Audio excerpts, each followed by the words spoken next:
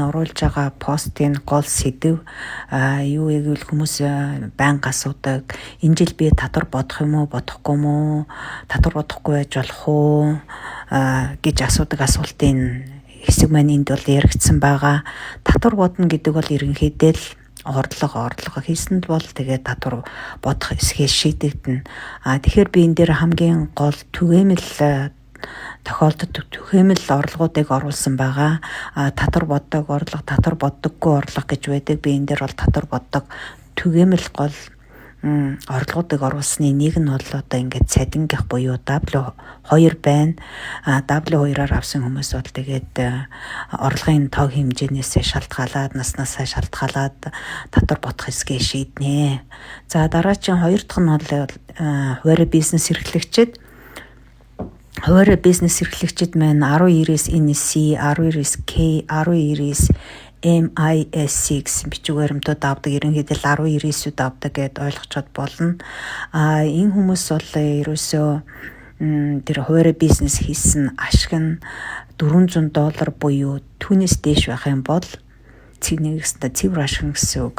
Дээш байх юм бол татвар бодуулах ёстой. За ингээд 3 дахь жишээ бол ерөнхийдөө нөгөө татвар бодуулах ёстой тухайн жилийн орлогоос доошоо хийсэн бол бас татвар бодуулахад давуу талтай байдаг. Жишээ нь тухайн хүн хэдийгээр бага орлого хийсэн ч гэлээ гэсэн улсад татвар төлсөн, мөн мужидаа татвар төлсөн байгаа. Энэ мөнгөдөө буцаанд авахын тулд татвар бодуулах хэрэгтэй. Хоёр дахь нь бол буцаанд авч болох татврын tax credit гэж байдаг. Энэ мөнгө жишээ нь одоо хүүхдийн мөнгө та бүхэн мэдж байгаа. Энэ мөнгөө авахын тулд мөн та нар татвараа бодох хэрэгтэй. За бас нэг юуг нэмэт хэлчихэд бол орлогоос үл хамааран нэг тийм татвараа бодуулах ёстой заалтууд байдаг. Тэрний нэг нь одоо юу вэ гэх юм бол эрүүл мэндийн даатгалыг marketplace-аас авсан бол татвараа бодох ёстой. Энэ бол ямар форм байдаг вэ гэвэл 1095E гэдэг форм байгаа. Энэ форм ирээгүй бол аккаунт руу ороод энэ 1095E гэсэн форм авах хэрэгтэй. За энэ эрүүл мэндийн даатгал marketplace-аас авсан хүмүүс яагаад татвар бодох ёстой вэ? Орлого нь их багаас үл хамаарна гэх юм бол энэ хүмүүс бодуулахдаа нөгөө премиум tax credit гэдгийг авсан байдаг. Хэрвээ тэр авсан премиум tax credit гэдгээс авах ёстой хэмжээнээс их авсан бол буцааж төлөн, авах ёстой хэмжээнээс бага авсан бол буцааж мөнгө авнаа. Тийм учраас эрүүл мэндийн даатгалыг marketplace-аас авсан хүмүүс энийг бас анхаараарай. Хэдийгээр бусад орлогоо оруулаад татвараа бодоо явуулцдаг. Гэтэл энэ 1095 оруулж эннийхээ тохируулга тэр бодолтой хийгээгүй бол IRS чиний бодолтыг зөвшөөрдөггүй, буцаагаад татгалзчихдаг. Ийм учраас энийг бас бүрдүүлж ийм бичиг баримтаа эндээс marketplace-ээс би иншуранс авсан билүү үгүй билүү гэдгээс бас бодож авах хэрэгтэй. Ер нь манай монголчууд marketplace-ээс нэлээд их даатгал авсан байдаг. За дараагийн хамгийн сүүлчийнх нь 4 тохиолдол вэ гэх юм бол татвар бодох шаардлагагүй хүмүүс. Цаг алдаад бодуулаад ч юм уу бодож байх шаардлага байхгүй. Энэ бол мэдээж нөгөө татвар бодох ёстой орлогын хэмжээнээс доогуур орлоготой. Тэгээ ямар нэгэн татвар төлөөгүй төлсөн байлаач гэлээ гэсэн айгүй жоохон татвар төлцсөн. Хэрвээ татвар бодуулах юм бол тэр нөгөө татвар бодуулсан үйлчлэгээний мөнгө нь нөгөө төлсөн мөнгнөөс хэтэрхий их болж байгаа бол ямар ч ашиггүй. Мөн бусад энэ нөгөө заасан орлогоос үл хамааран бодох хэвээр бусад татврын дүрм журмаас үл хамаарсан юм байхгүй, заалтууд байхгүй юм бол энэ 4 дахь тохиолдлын хүн бол ерөөсөө татвар бодуулах шаардлагагүй. За энэ слайд дээр бол одоо энэ 2025 оны татврын орлогын одоо доод хэмжээ хэд байх ёстой вэ? Хэдээс дээшээ орлоготой хүмүүс татвар бодуулах ёстой вэ гэдгийг оруулсан байгаа. Жил бүр инфляциас шалтгаалаад энэ татврын орлогын доод хэмжээний тоо нэмэгддэг.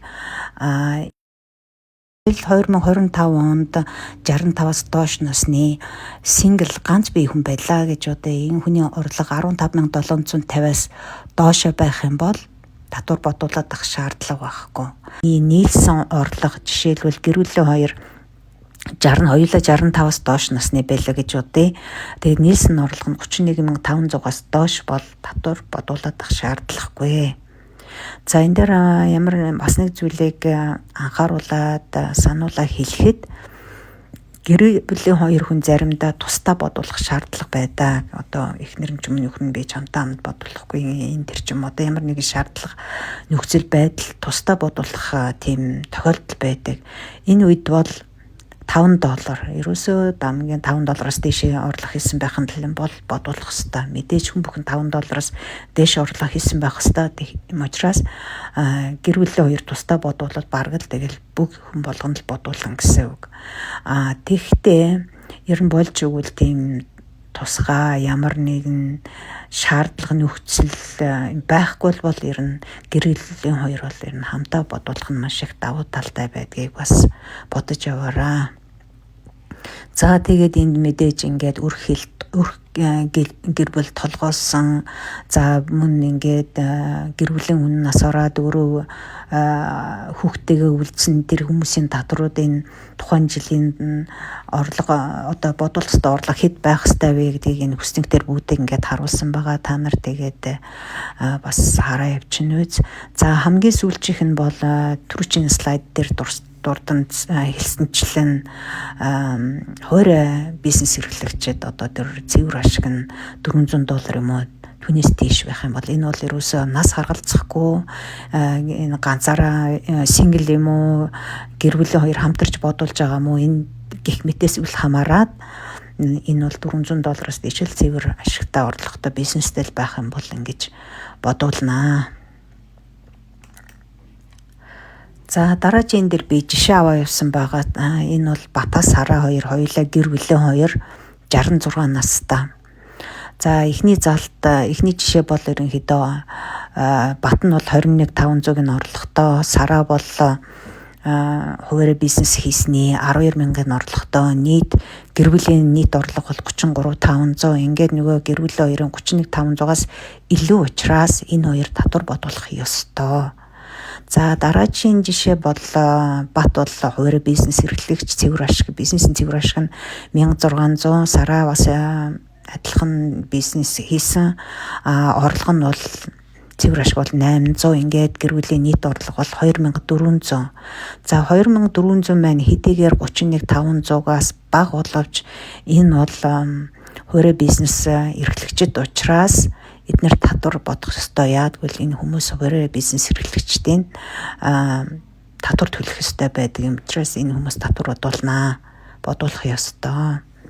За 3 дахь жишээ гэх юм бол бодуулах шаардлагагүй гэхдээ бодуулахад давуу талтай ашигтай. За жишээ нь Бат 21,500-ийн цалингийн орлоготой W2 авсан байна. Сара энэ жилд ажил хийгээгүй байна. Тэгээд Бат 21,500-ийн орлоготой байхдаа 700-ийн татварыг бол усад төлсөн байна. 590-ыг бол мужтай төлсөн юм байна. За мөн ингээд энэ хоёрын tax credit буюу earned income tax credit-ийн бол 640-с хүртэлх доллар авах юм байна.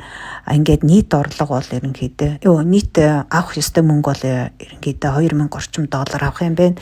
Ийм учраас энэ хоёрын орлого хэдийгээр багч гэлэгсэн энэ хоёр татвараа бодуулах нь ашигтай байна. Яг мөнгө бол мөнгө $2,000 буцааж авна гэсэн үг. За энд өөр бас нэг зүйл нэмээд хэлэхэд энэ хоёрын тэр tax credit нь бол earned income tax credit бол 649 байна. Хүүхдтэй хүмүүс бол энэс бас нэлээд их байдаг. Нэг хүүхдтэй нөө, 2 хүүхдтэй нөө гэдгээс шалтгаалаад нэлээд их байдаг. Тийм учраас энийг бас ерөнхийдөө ийм татвар орлого бага байлаач гэсэн хүүхдүүдтэй хүмүүс бол ерөнхийдөө татвар бодуулахад нэлээд мөнгө авдаг шүү. За дараагийн 4 дахь жишээ бол татвар бодуулах шаардлагагүй хүмүүс. За яасан бэ гэвэл Бат бол ерөөсөө нийгмийн даатгалын халамжийн 19-ийг авсан. тэр нь бол 18,000 орлоготой. Сараа бол яг адилхан social security орлоготой. Тэр нь бол 2,000, нийлээд хоёулаа 20,000. Ерөөсөө л нийгмийн даатгалын орлого 20,000. Өөр ямар нэгэн орлого байхгүй. Энэ нөхцөлд гэр бүлийн хоёр зөвхөн social security орлоготой бол 32,000-аас доош л хийсэн байх юм бол татвар бодуулах шаардлагагүй. Тийм учраас энэ жишээн дээр энэ хоёр бодохгүйгээр өнжиж болох нэ. За энэ дээр бол би W2-ыг оруулсан байгаа. Зарим хүмүүс яах вэ? Би нөгөө усад татвар хийдэгдүүлснөө яаж мэдэх вэ? Мужидаа яаж хийдэгдүүлсэн яаж мэдэх вэ гэж бодож иж магадгүй гэж одод оруулсан байгаа. Жишээлбэл хүний жишээгээр харахад бол усад 4,238-ыг төлсөн байна. Кентаки мужийн хүн байна. Мужидаа бол 1,849-ыг төлжээ. За ингээд та нар өөрсдийнхөө W2-ыг хараад би усад хийдэгдүүлсэн юм байна. Юунда мужидаа төлсөн байна гэдгийг энэ 2 17 дугаар 17 мөн 2 энэ хоёроос ингээд олчиж болох нэ.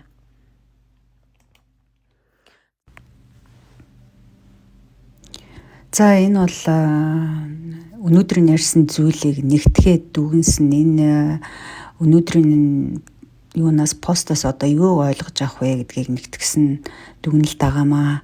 За юуны өмнөнийг энийг хэлэхээс өмнө нэг зүйлийг сануулж хэлэхэд хэрвээ чи тухайн жил ямар нэгэн мөнгөний авлагатай улсаас ч юм уу мужаас ч юм уу мөнгө авахар байгаа бол заавал татвараа мэдүүлж авнаа. Татвараа мэдүүлээгүй нөхцөлд чамайг тийм хүн байгаа гэж ингээл мөнгө чинь ороод ирнэ гэсэн тийм зүйл байхгүй. Нөгөө манай монголчууд шиг хүүхдийн мөнгө ороод ирнэ гэдэг шиг тийм байхгүй.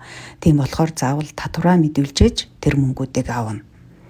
За ингээд өнөөдөр ярьсан зүйлүүдийг дүгнээд хэлгээд мэдээж татвар бодох үгүй юу гэдэг бол жил бүр өөр. Хүний орлого өөр, татварын нөхцөл байдал өөр.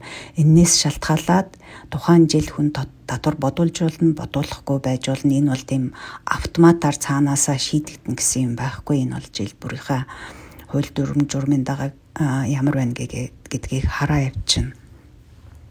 За хоёрдугаарт нь бол за орлого одоо тэр нөгөө заасан заалтаас доогуур ч юм уу их ч юм уу үл хамааран чиний нөгөө орлогын төрлөөс хамаараад жишээлбэл хуваарь бизнес эрхлэх ч юм уу эсвэл түрээсийн орлоготой юм уу ийм хүмүүс заавал татвараа бодуулах хэрэгтэй. Энд бол тэр их баг бол хамаа байхгүй.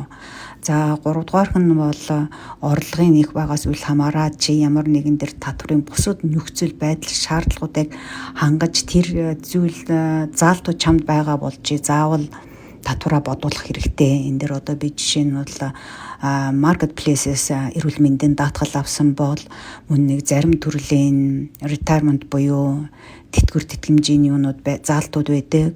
Мөн эрүүл мэндийн HSA гэдэг аккаунтаас чи мөнгө авсан бол аваад хэрэгэлсэн бол бас энэ дээр заавал татвараа бодуулах ёстой.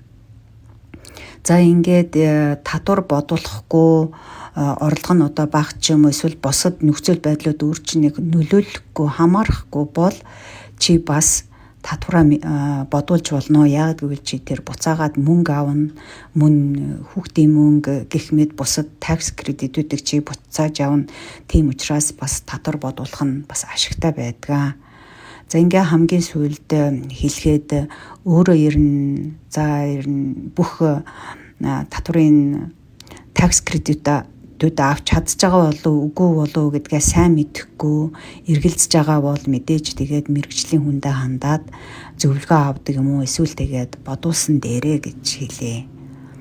За ингээд энэ дээр бол би өнөөдөр зөвхөн улсын буюу федерал бодолтын талаар ярьлаа.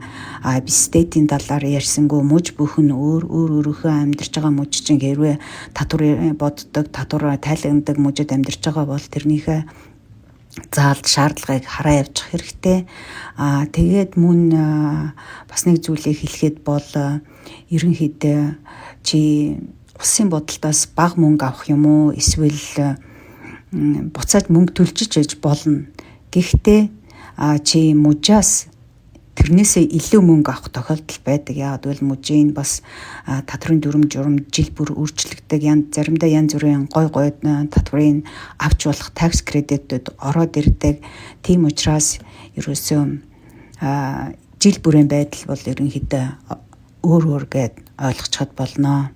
За ингээд хамгийн сүүлд үгний хэлэхэд ерөнхийдөө татварыг бусдаар бодуулах шаардлагатай бол энд миний нэрийн хуудас байна. Надад хандаад надаар татвараа бодуулж болно.